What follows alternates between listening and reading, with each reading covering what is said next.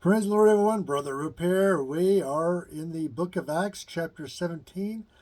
We just finished chapter 17, but if you're my subscriber, thank you very much. If you haven't subscribed, subscribe and ring the bell to get verse by verse teaching of the Bible. We are in the book of Acts right now, and we had just finished chapter 17, which was a very, very interesting chapter, a very, very big chapter.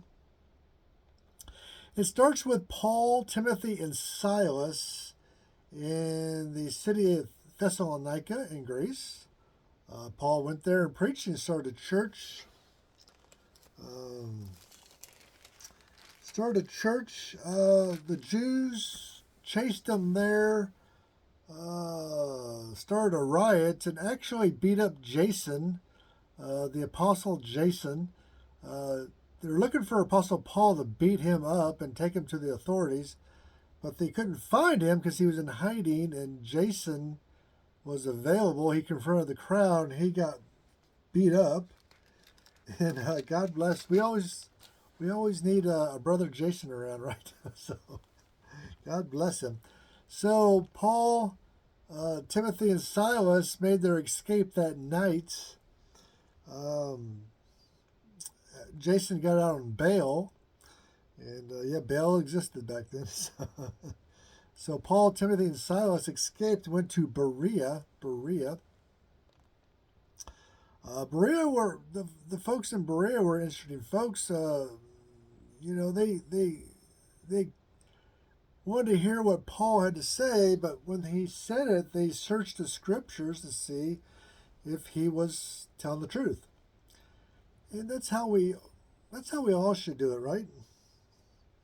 Let's not take anybody's word. Don't take my word for it either. Search the scriptures, and it was counted for righteousness because they searched the scriptures. And so the Bereans heard the gospel there, and Silas and Timothy decided to stay in Berea, and Paul went on a ship to Athens because it was really Paul that the crowd was looking for and wanting to bring to justice. He was the front runner, the voice of the group. Silas and Timothy were great ministers, but they were more laid back type Bible teachers, whereas Paul was kind of in your face in the synagogue.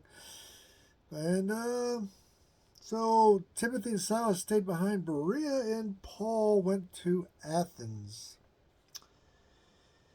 And that brings us to chapter 16, verse 17. We are recapping chapter 17. So Paul was sitting, he just got off the boat in Athens, and he was sitting around, and his spirit was stirred in him. Verse 16 says, his spirit was stirred in him because he saw the wickedness of the city of Athens. You know,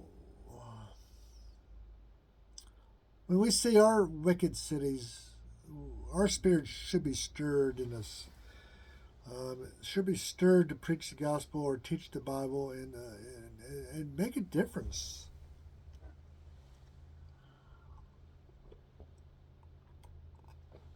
You know, God used him, Apostle Paul, in a great way. You know, it wasn't because Paul had talent or abilities or even political influence. It's because God worked in him to do it. God worked in him to do it. God can work in you too to do it. We can all be Apostle Pauls. We just have to live in the Spirit, just like Apostle Paul did. Uh, he was stirred in the Spirit. We need to be stirred in the Spirit. You know, it's not the man, it's the trust of God and the truth of God, the trust for God to use us for his truth, to spread his truth, and couple that with the power of God in the man. So it's not the man, it's the truth of God and the power of God in the man. That's what made Apostle Paul so great. And we can all be that way. We just have to surrender all. Surrender all. So Paul was in Athens. He was preaching in the synagogues. Verse 17 tells us that the synagogue and the marketplace daily. He preached in the synagogue on Saturday, and then Sunday through Friday, he was in the marketplace preaching the gospel.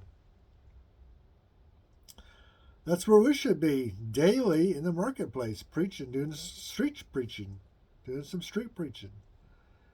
Verse 19 says that they took him to Mars Hill.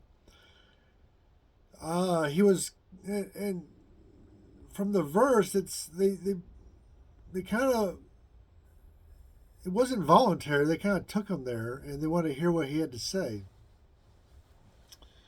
because it was illegal to preach a new religion in the Roman world. It was against Roman law. That's because preaching a new religion in a new area causes a lot of unrest. People don't like it. And so the Romans just want to have peace, in the provinces. And so they made a law that you couldn't preach a new religion. And Paul was preaching a new religion. He was guilty, but this is an area where he had to be sly, a little bit sly. He had to be politically correct. He had to preach a new religion without actually appearing he's preaching a religion. So when they took him to Mars Hill to hear what he was preaching about, it wasn't a trial, but it was like a pre-trial. See if he's guilty of anything. So he was up there, and he knew about the unknown God. In Athens, they had a temple to the unknown God. Well, that's from the Greek mythology, where they believed in a creator God that created the whole universe and then backed off. They completely backed off and left the universe to the Greek semi-gods like Zeus and Apollo and Hecate and people like that. And then he had mankind on the earth. So Paul took his cue from the unknown God, that temple they had, and basically said he was preaching the unknown God.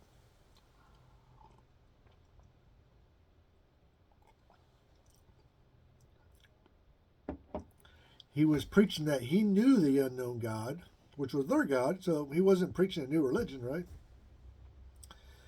And he referred to God as a deity,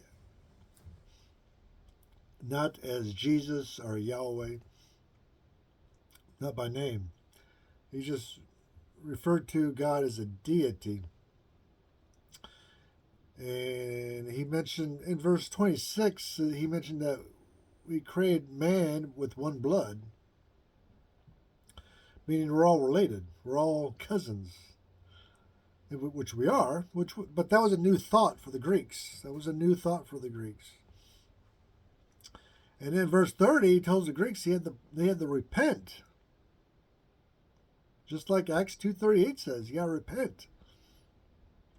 That's still a message for us today. I just went to a United Methodist church, and they're having problems with homosexuality in the church. Well, they haven't repented, have they?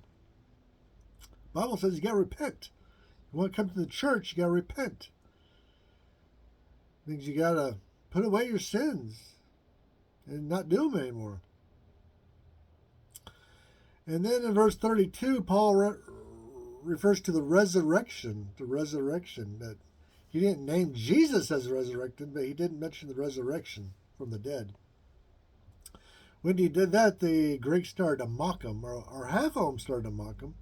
Now the other half wanted to hear more about what this resurrection was all about. So he had half that was mocking him, half that was wanting to hear more. So that's when Paul left. Paul decided to leave at that time. And that's the wrap up of chapter 17. That's the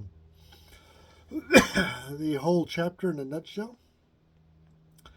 Uh, Apostle Paul bringing the gospel to Greece, um, starting several riots like he's known to do. so, so we're going to start chapter 18 now. And thank you for listening, and God bless you.